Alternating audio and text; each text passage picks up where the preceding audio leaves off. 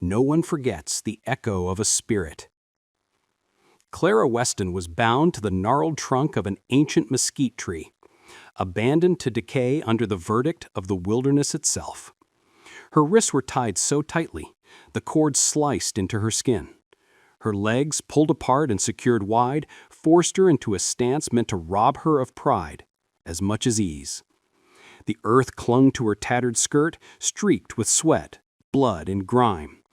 Every breath was shallow, jagged, as if her own lungs refused to keep struggling. This was the code of the settlement. If a woman was labeled a sorceress, she faced no hearing, no clemency. She was bound and forsaken, left as fodder for jackals, vultures, and the scorching sun. No counsel, no arbiter, just the quiet of the wild and the bitter satisfaction of those who observed her doom from a distance. Clara's eyes were sunken, gazing into the void, yet they held the weight of silent cries. She had pleaded until her throat was hoarse. She had wept until her tears dried up. Now her voice quittered into murmurs, words barely holding on. "Please, release me." The breeze carried her plea through the branches, taunting her frailty with every gust, while flies swarmed around her wounds, thriving on her vulnerability. Her skin, seared by the unyielding sun, had started to crack and blister. She was alive, but each moment dragged her closer to death. The wilderness knows no pity. Her body trembled not just from pain but from the crushing realization that no one is coming. Each second stretched into forever. Her mind spiraled in terror, replaying the venom the settlers hissed as they hauled her here.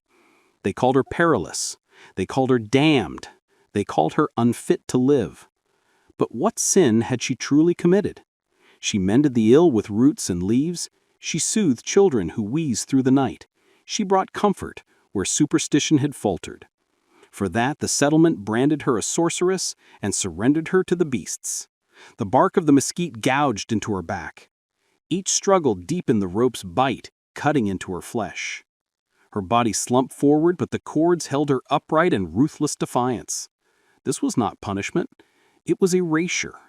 A slow, vicious execution masked as righteousness. As the sun sank lower, shadows stretched across the canyon floor. But to Clara, the darkness offered no refuge. It promised claws. It promised gleaming eyes watching from the scrub. She could already hear the distant snarl of a jackal. Her lips quivered as she whispered again, the words fracturing. "Please, release me." It was no longer a plea. It was not even hope. It was the last thread of life clinging to a world that had turned its back on her. Then, the sound of hooves broke the silence. Dust swirled into the twilight air as a rider approached. Ethan Cole, a drifter with eyes weathered by years under the sky, froze in his saddle.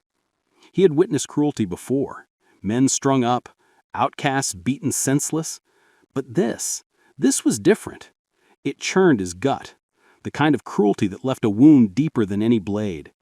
He dismounted, boots crunching on the gravel.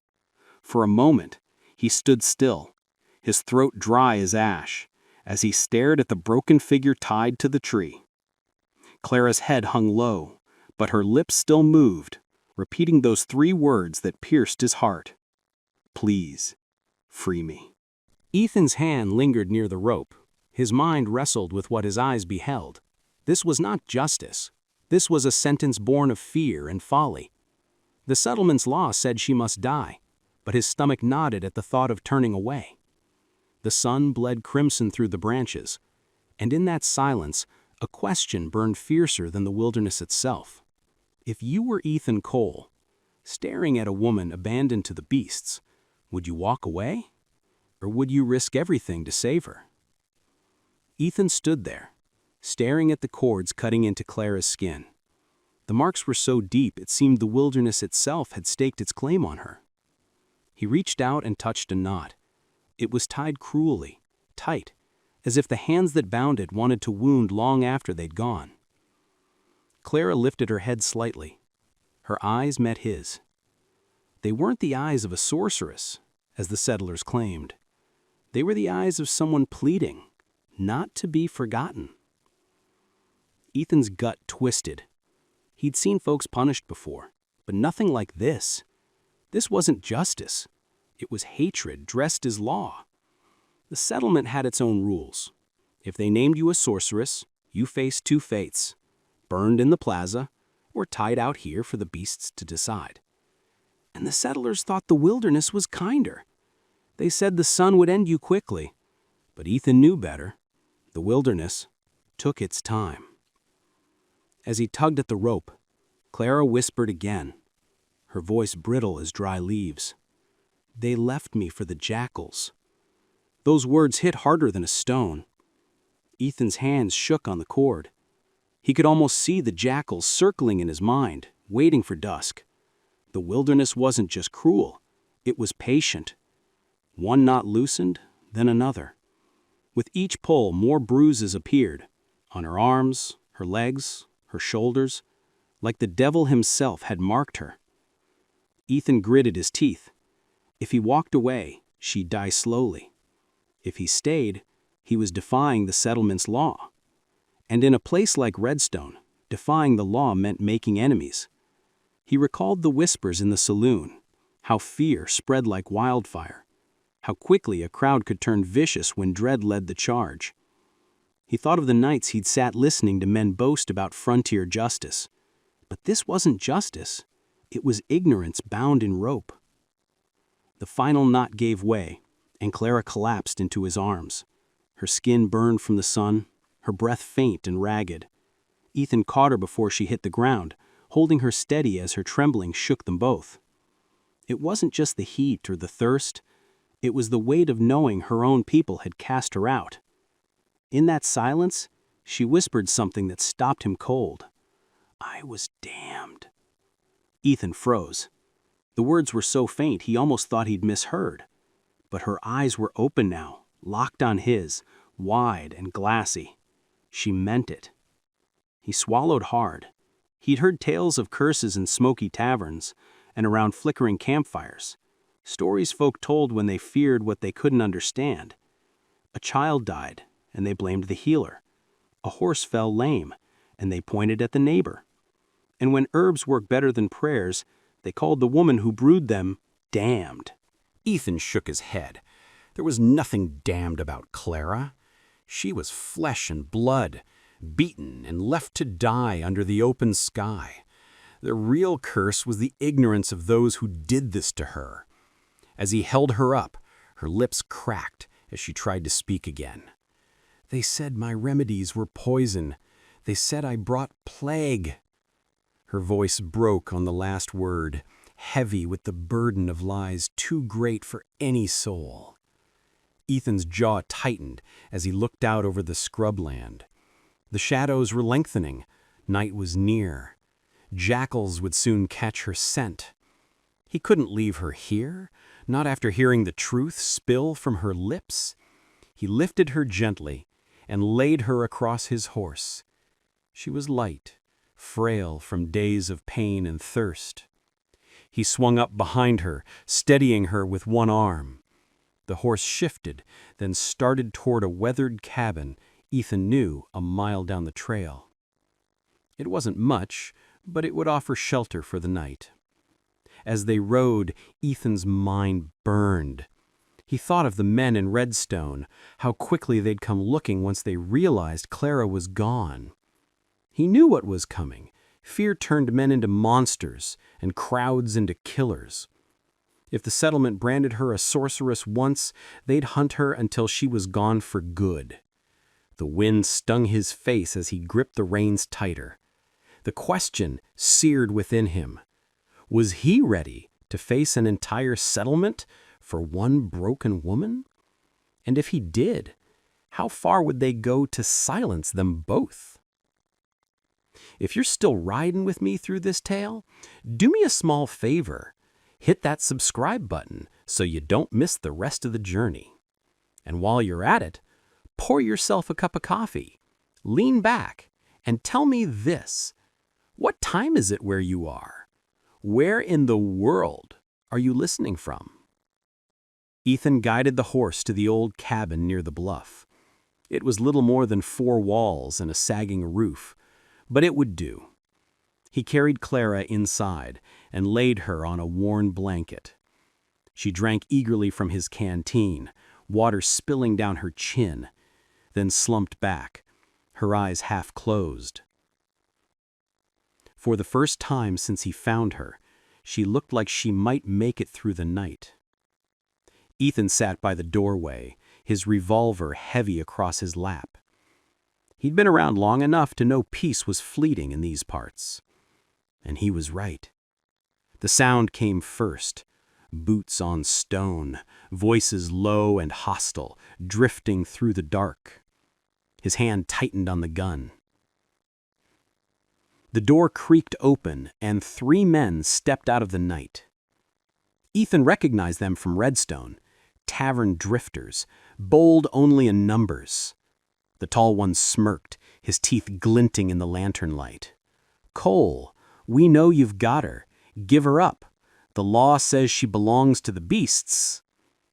Ethan stood, his shadow stretching long behind him. "She's not going anywhere with you." His voice was firm, like granite. The men shifted, peering past him, searching the cabin for Clara. Their eyes were greedy, like coyotes stalking a wounded fawn. The tall one spat on the ground. "She's a sorceress, Cole. You're making a mistake." Ethan thought of Clara's bruises, the ropes cutting into her skin, the way her lips cracked when she whispered, "Damned." Anger surged in his chest, hotter than fear.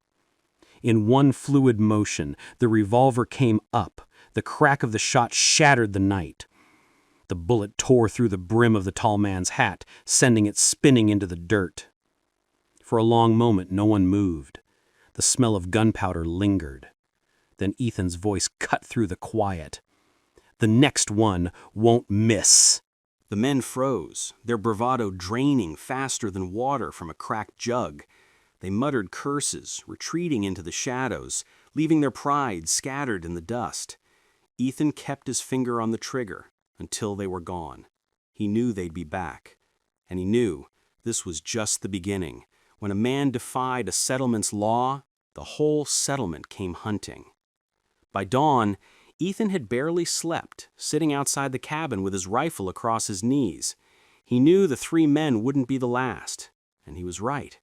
As the sun rose, the sound of hooves carried on the hot wind. Voices grew furious and restless. Dust rose on the horizon as a crowd appeared, not just men, but women, and even children clutching sticks, their faces twisted by fear. The settlement had come as a mob. They stopped just shy of the cabin, shouting over one another. "Cole, hand her over! She's damned! She's a danger to us all!" Ethan's grip tightened on his revolver. He could take a few down, maybe enough to scatter the rest, but he knew blood on the sand wouldn't bring peace. It would only stoke the flames. Then the crowd parted. A tall figure stepped forward, not with a weapon, but with a dark coat that carried its own authority. Reverend Jeremiah Holt, the settlement's preacher, raised his hand. The mob fell silent. His voice rang deep and steady. "You call her a sorceress. You call her damned. But I call her what she is, a child of God. Look at her. Look at what you've done." The silence that followed was heavy. Scripture poured from his lips. "Let he who is without sin cast the first stone." His gaze swept the crowd. One by one, they wavered. A rifle lowered. A woman pulled her child back. The anger drained from the mob like water from a broken bucket. Slowly, the crowd dissolved into nothing but dust and shame. Inside the cabin, Clara stirred, whispering Ethan's name. He knew it wasn't over. Mercy granted in daylight could still be stolen in the dark. But for now, the mob had dispersed. Ethan lifted her onto his horse once more. Together they rode away from Redstone. Each mile was a step toward freedom. At his small homestead, Clara began to heal. Color returned to her face. Her strength grew, day by day. She'd sit on the porch at dusk, wrapped in a quilt, watching the sun dip low. Ethan sat beside her, quiet but steady, sharpening a knife or mending a fence, always keeping one eye on her. In that silence, something stronger than fear grew between them. Not passion, but sacrifice. Not desire, but devotion. That's the truth of the frontier. The wilderness tests a man, but it also reveals his core. Ethan could have turned away. He could have said she wasn't his burden. Instead, he chose to fight for her life. And in doing so, he found something greater than fear or hatred. He found that mercy is the truest form of justice. So let me ask you this. When you see someone cast out by judgment, would you walk away or would you stand and fight for them? If this story moved you, give it a like and share it with someone who still believes in courage. And now, before I end this journey, let me speak to you from the heart. I'm grateful to each of you who support this channel by watching and leaving kind comments. I read them, even if I can't always respond. I notice many of you watch these stories late at night. I hope you'll take better care of yourselves. These tales are meant for your free time. If it's late, I truly wish you'd rest and protect your health. I'm sorry for not engaging more often. Truth is, I'm getting older, and after long hours editing these stories at the computer, I'm often worn out. That's why I focus more on my health now, and I care about yours too. Thank you for standing by me and riding along this trail of tales.